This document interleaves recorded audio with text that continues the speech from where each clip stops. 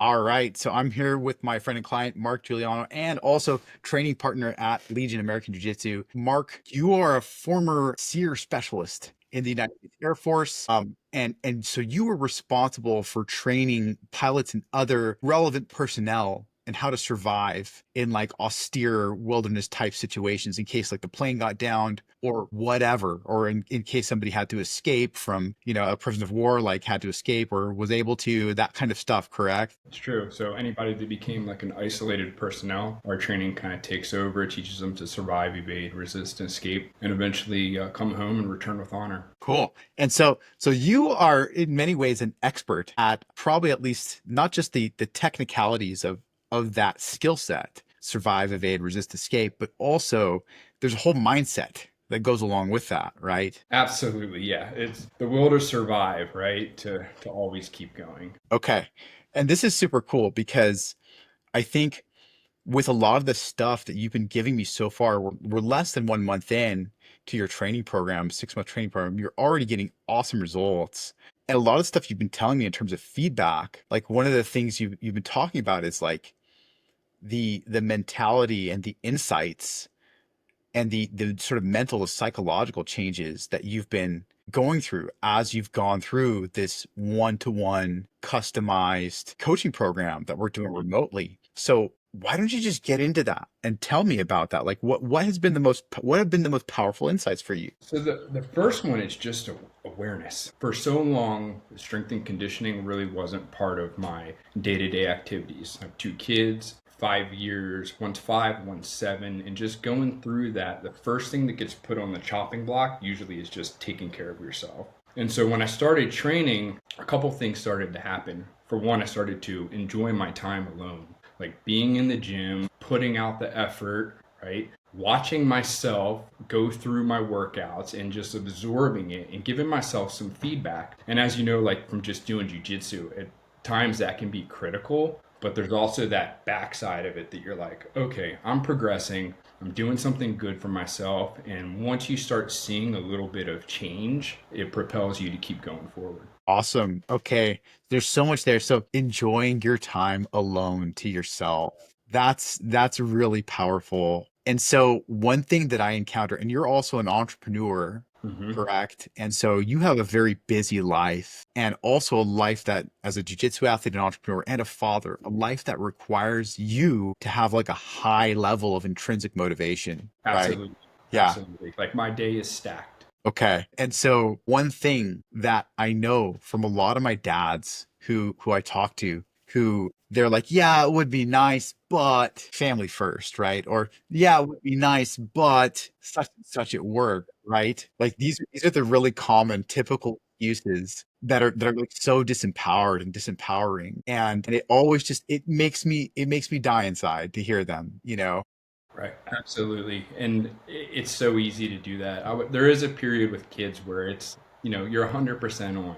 Sure. And then the reality is that if you look at your day, it's so easy to carve out 2 hours to train. And it doesn't matter what you're doing, how busy your home life is, you can carve that time out. And I think once you do it and you realize the benefit in it, for me, the last year and a half has been doing jujitsu, and then putting in strength and conditioning on my off days. Like they're just kind of married together. There's no reason that something else can't be taken away. And this isn't the time where I should be spending time with my family in the evenings. I can still allocate time for that, which I do every night. This is that morning time or that time during lunch, or for me it's like because I have my own schedule, I just create a block. And so in that vein, right? The excuse that a lot of these guys give, it's Hmm. actually the reason why they should be doing it, right? And Yeah. I think like you spontaneously just sent me some messages the other day, and I was like, oh, what's Mark got to say today, right? And it was like, yeah, I've been just getting this insight, and I was like, insight? I'm a personal trainer, I'm a remote fitness coach. Like, what kind of insight could I be giving somebody? Granted, I've got my master's degree in philosophy and psychoanalysis, so Right. but that was what you led in with, and I was like, well, tell me more. Yeah. And what were these insights? Yeah, I think that the first one is this. It's like, you hit a point in life, you're 40 plus, got a busy life, you've had a career behind you, maybe another one in front of you. married, kids, you have the home, the whole gamut, right? And you're running. And for some reason, the first thing on the chopping block for most men is strength and conditioning. But it's also probably the most paramount thing to feeling good about yourself to get rid of. And so we go through life and we're like, our car breaks down. We go get a mechanic to fix it. The HVAC goes out. You have an HVAC technician. You get sick. You go to the doctor. You go to the dentist, and you go to all these people. But for some reason in our mind, we think that strength and conditioning should just come to it. And so I hit a point where I was like, look, I'm not doing it on my own. So like, where's this failure of thought? And that's where, by blessing, like you're like, hey, Mark, this is what I do. And I'm like, okay, this is what I need. And so, it makes perfect sense. So I just locked on and committed to it and, immediately started feeling better. So absolutely. And so you've already hit like multiple pull-ups, whereas Yeah. before you couldn't do one just a No, couple weeks ago. I hadn't done one. I hadn't even think I tried to do one in like 5-6 years at least. And, But now you're banging out like sets of three, almost yep, at four. You're like by the end of getting this there. thing, 10 Yep. plus is going to be very doable. And feeling good, like feeling like, I'm ready to attack it and like get on the bar and like fight for it. And that's just something else. It's like, it's a good feeling. Yeah. No, for sure. And I can see like your effort and your exertion in the videos you're sending, which is fantastic. And so, to this point about, men sort of just giving up on that like intrinsic sense of worth in terms of like, oh, I'm going to take care of my body. I'm going to take care of my strength. I'm going to take pride in this thing, right? To that point, like, it's often said, it's often a problem, I think, for a lot of men to where it's like there's an expectation that may actually be right. It may be cultural. It is what it is, but it's real in Western cultures, especially, right? Right. There's an expectation where it's like we're going to be responsible for our own emotional well-being. We're going to be responsible for Absolutely. our own, mental health as much as we can be, not that it's bad to reach out for help. Not, like you're getting help from me as Mhm. my fitness client, right? But like really the point of this is not to foster dependency per se between you and I, right?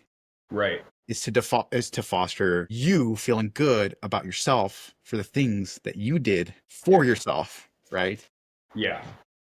So why do you think so many men just miss this point, right? And especially it seems like a lot of the ones in this space, who do the things we do, jujitsu, who are part of military, first response, whatever it is, there's a health crisis in these Hmm. professions, right? There's a health crisis in America, Hmm. an obesity epidemic. There's other problems with men's mental health. What do you think it is like that makes it so hard for so many men to just like get that aha moment and be like, hey, I can make myself feel really good today, and my family's going to benefit, the world's going to benefit. I'm going to be less of an asshole at work. I'm going to take better care of everybody else because I'm taking care of myself. Why do you think people aren't getting these amazing insights that you're getting? James, I think you nailed it. I think one of the biggest problems it's a culture. We have this culture of silent suffering, Mm. and no matter what we're doing, like you start packing on pounds, you're going to silent suffer. You're going to go to YouTube University and think that you're going to learn how to fix that, and you're just not. And that coincides with starting a program where it's not about dependency; it's about ownership, accountability, and teaching yourself through the process by following the program to give yourself the tools to do it on your own. Yes. And so it's very different than I would say like working with a personal trainer where they're telling you to lift harder. Like you're motivating yourself. You're learning where your J cups go and your safety spotter arms and you're in the techniques and you're getting feedback through all of it. You're monitoring and tracking your prods, and then watching videos of yourself, like looking at yourself literally doing something. How hard are you putting out? How good is your form? Did you have more? And it's this self-reflection. Yeah. It's like David Goggins talks about the accountability mirror, and it's a very harsh version of that when you're watching yourself with a video. And so what it does, it naturally makes you want to perform better because really at the end of the day, the only person that you need to impress is yourself. I see. And so this is helping me to sort of also see the value in my remote coaching system because a lot of people will come to me and they'll say all the right things and they'll be like, actually, I work better with people in person, so I'm gonna hold off, right?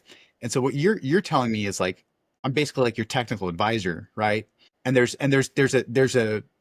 certainly a motivational component, and I want to cheer you on and see you do well, and like congratulate you on your progress. But like now I think I'm starting to see what you're saying about insight and self-awareness, right? Yeah, I was in that camp too at first because I was like, oh, well, like I'd love to learn like poly lifts, before I hurt my knee.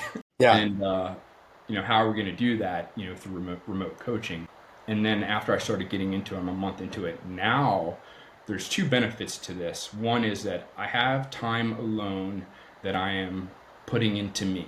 And so every man has a lot that they're probably thinking about day to day stuff, and it's an opportunity to get that out of your system. Two is like you're teaching yourself through feedback and correct and like coaching how to do things so that you can eventually do it on your own. You're developing a skill set. And so I think it's just about being realistic about how it's going to work. And if you're busy and you're already at the point where you're saying, hey, look, I don't have that much time, well, let's just mitigate some of the time, go work out by yourself. Like it makes sense, right? Sure. And so I look forward to getting my reviews, watch them a couple times. It's just this reflective process that's making me progress and get better. It's an awesome way to train. Awesome. Okay. So, and that really, that's great feedback for me, because obviously like I take a lot of pride in the system I've got, and it is kind of a one of a kind system. Most coaches I know online, they do like maybe a once weekly review at most, Mm-hmm. but I want it to be daily. And I think Yes. this is why, because now you're in your head about this shit and you're a little obsessed about it, which is awesome because you're gonna learn it, you're gonna internalize it, and at the end of 6 months, we can figure out if there's bigger and badder goals you want to go for, We or are. or I can set you loose and know that you're going to be able to continue to build. And if you have new curiosities, you have a foundation, knowledge, skills, and habits, that you can explore all this other stuff and build on it. So this is great for me to hear from you. So obviously we're not even 1 month in, so we're just getting warmed up. But what would you say to people out there? We're talking jujitsu athletes, Mhm. military, law enforcement, first response, people who they probably already know, so many of them, that they need to develop this skill set Mhm. of self-care, right? In a visceral, physical way. But maybe they're like, like I don't need to right now, or maybe it hasn't gotten bad enough, maybe it hasn't gotten Right. painful enough for them, or who knows, because people got a million one excuses. What would you say to those people, right? Specifically about a program like this? The first thing I would say is don't try to do it on your own. You could spend countless hours on YouTube trying to put together some sort of program. Some would be right, some would be wrong. And even if you were to be able to follow that with consistency, if you're not getting feedback on form and progression and overloading and all the things that have taken like a pro to develop a program for you, you're going to end up either probably hurt, you're not going to see your progress, and you're going to quit, or you're just going to get lost in the confusion of building it, which I think a lot of us have probably done in the past, where we're just putting together reps, sets, time intervals, this. And how do you stay abreast of that unless it's your profession? You can't. Yeah. It's the truth. And so that's one aspect of it, to just, get some help. And the second is, if you haven't done it on your own already, and it's something that's ruminated in your thoughts for like a year, you need to pull the trigger on getting some help to actually get going. And that's the hardest part. It's like lock in, commit, and just follow the program. Awesome, man. Yeah.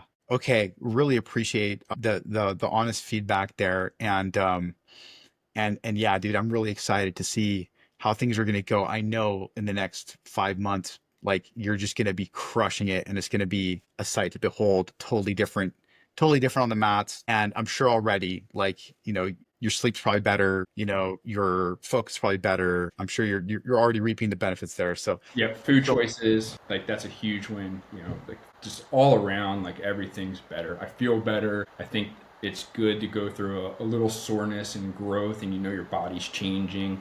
You feel a little more pumped. It's just a good feeling. The exhaustion after a strength and training workout, like it's good. So, nothing but positives. hell yeah. Awesome, Mark. Thank you so much, brother. I really appreciate you taking the time. Absolutely. Thanks, James. So